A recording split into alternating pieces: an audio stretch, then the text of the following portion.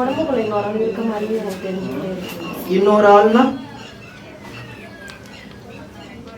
ஞாபகம் இருக்குதா இல்லையா எனக்கு சந்தேகம். நாமும் உன் உடம்புல குடியிருந்துட்டா அதுக்கு புத்துன்னு ஒண்ணு கிடையாதா?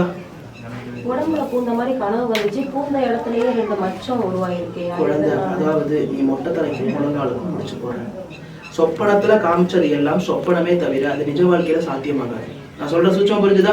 தெய்வம் வந்து சொப்பனத்துல காட்சி கொடுக்கறதுக்காக 24 மணி நேரமும் உன் கூடயே குந்தி இருக்குமா? அதான் நான் சொல்லிட்டேனே, உன் சொப்பனத்துல வந்தது மெய், உன் கண்ணுக்கு காமிச்சு கொடுத்தது மெய், உன் தேகத்துல புகுந்து விளையாடுற மாதிரி வந்தது மெய். தெய்வம் உன் கூட துணை இருக்குதுங்கிறதுக்கு ஐதீகம் தான் உன் கண்ணுக்கு காமிச்சது கொடுத்ததே வழி. அது வேற எது தொந்தரவு? அதனால மன வாழ்க்கையில எதுவும் பிரச்சனை வராது. கொண்டனைக்கிற தெய்வம் கொலை பண்ணும் நீ நினைக்கிறியா? இவ்வளவுதான் உனக்கு தெளிவாதான் சொல்றேன். வந்தது தெய்வம் உன்னைய காப்பாத்ததா வந்திருக்குது. இதனால எந்த ஒரு குழப்பமும் குறையும் கோளாறும் கிடையாது. தெய்வம் உன் கூட துணை இருக்க, ஆபத்துல இருந்து உன்னை ஒதுக்குறதுக்காக உன் கூட துணை இருக்கிறதுக்காக தான் வந்திருக்குதே ஒழிய அதற்கும் இல்லறத்துக்கும் என்ன சம்பந்தம்? நான் சொல்ற சுச்சம் புரிஞ்சுதா? சிவனும் பார்வதி இருக்க போய் தானே பிள்ளையாரும் ஒருவர் வந்திருக்கிறான். இந்த பிரபஞ்சம் எப்படி உருவாயிருக்குது? இல்லறம் அல்லாதது நல்லறம் கிடையாது. நான் சொல்ல புரிஞ்சுதா? படைச்ச எந்த தெய்வமும் இல்லறத்துக்குள்ள போகக்கூடாதுன்னு சொல்லி கட்டாயமோ கட்டுப்பாடோ விதிக்கிறது கிடையாது. இல்லறங்கிறது அவரவரா தேர்ந்துக்கிறது.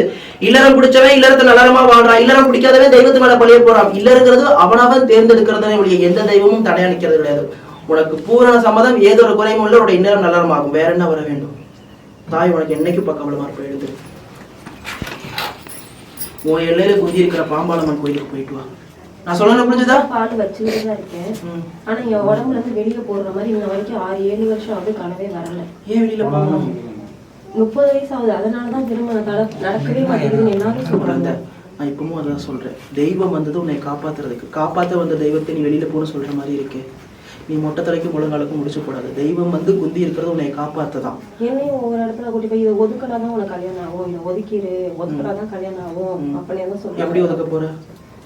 தெரியல, பெரியவங்க எல்லாம் என்னென்னமோ சொல்றாங்க. உனக்கு தெய்வம் வேணுமா இல்ல திருமண வாழ்க்கை வேணுமா? எனக்கு ரெண்டுமே வேணும். ஏதாவது ஒண்ணு, ஏதாவது ஒண்ணுதான். எனக்கு எதுவுமே ஒதுக்க முடியல. அதுதான் நீ கேட்ட கேள்விக்கு பதில். நான் சொல்லணும் புரியுதா? அதுதான் நீ கேட்ட கேள்விக்கு பதில். தெய்வம் வந்ததே உனக்கு துணையா இருந்து உனக்கு இல்லறத்தை நலரமாக்கி கொடுக்கறதுக்கு தான். காப்பாத்த வந்த தெய்வத்தை ஒதுக்கி கொடுன்னு கேட்டா என்ன சொல்ல முடியும்? என்னால அது முடியாது. நான் சொல்ல புரிஞ்சுதா? இன்னாருக்கு இன்னது நடக்கணுங்கிறது ஆண்டவர் விதிச்ச பிராப்தம். தெய்வம் உன் மேல வந்து குந்தி இருக்கிறது உனக்கு துணைதானே ஒழிய அது வேணா கிடையாது. மனுஷால் சொல்றாங்கிறதுக்காக சொல்றதுல உண்மையாயிருமா? நான் சொல்ற சூச்சம் புரியுது. தெய்வம் எங்க இருக்குன்னா ஆத்மார்த்தமா உணர்றதுலதான் தெய்வம் இருக்குது.